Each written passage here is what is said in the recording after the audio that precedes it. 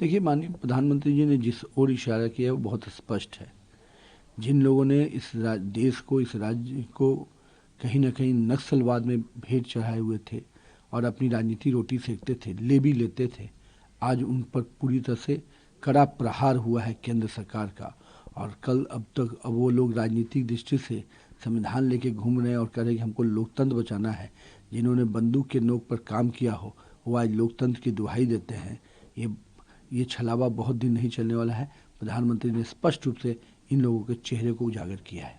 राहुल गांधी ने फिर से प्रधानमंत्री मोदी पे तंज कसा है और कहा है कि वोट के लिए प्रधानमंत्री मोदी से अगर योग के आसन भी बोलोगे तो वो भी करने को तैयार हो जाएंगे।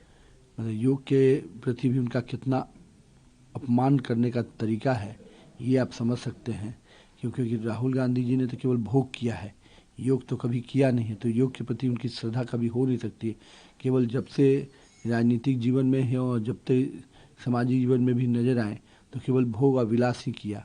और यही कारण है कि आज भी देश और दुनिया में 2 दिन काम करते हैं और 15 दिन विदेश आराम करते हैं। मोदी तो 24 घंटा काम करता है। तो वो जनता के लिए कोई भी योग करते हैं और जनता के लिए ही सेवा भाव से काम करते हैं। आज योग दिवस को भी इतना बड़ा अंतर्राष्ट्रीय सम्मान मिला, उसको भी अपमानित करने का काम कोई कर रहे हैं। तो राहुल बाबा, आप ऐसे व्यक्ति हैं जिसको देश हंसता ही नहीं है, आपके कारण देश की भी हंसी उठती है। प्रधानमंत्री मोदी ने कहा है कि राजद ने बंदूक के नोक पे मुख्यमंत्री पद के उम्मीदवार का नाम चयन करवाया है कांग्रेस से। मैं तो पहले भी कहा था कि जब कांग्रेस ने, राहुल गांधी ने साफ तौर पे इनकार किया जब आए थे यात्रा निकाल के, तो अब आखिर पीछे से कौन सा कागज लेकर तेजस्वी यादव ने अपने नाम की घोषणा कराई, तो समझने वाली बात है। और उनके प्रभारी भी जिस बंद जुबान से नाम बोल रहे थे, लग रहा था कि ये बहुत दबाव में है। माननीय हमारी नेता ने उसी ओर इशारा किया है। तेजस्वी यादव अपनी शपथ ग्रहण के डेट को अनाउंस कर दिया है कि 18 नवंबर को मैं शपथ ग्रहण कर रहा हूँ मुख्यमंत्री पद का।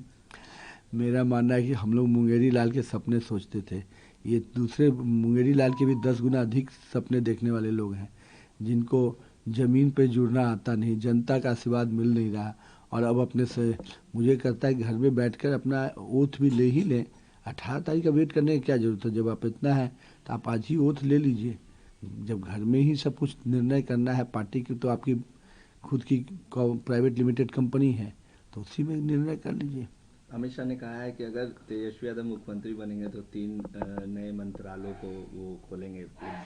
पहला अपहरण, दूसरा जबरन वसूली और तीसरा हत्या।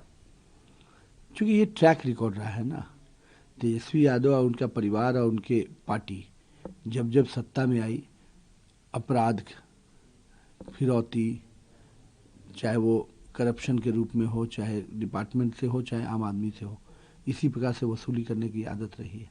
तो माननीय प्रधान अपने गृह मंत्री जी ने अगर इशारा किया है तो जो उनका ट्रैक रिकॉर्ड रहा है उसी ओर इशारा किया है। कल अनंत सिंह की गिरफ्तारी हुई, 14 दिनों के लिए हिरासत रिमांड में ली गई।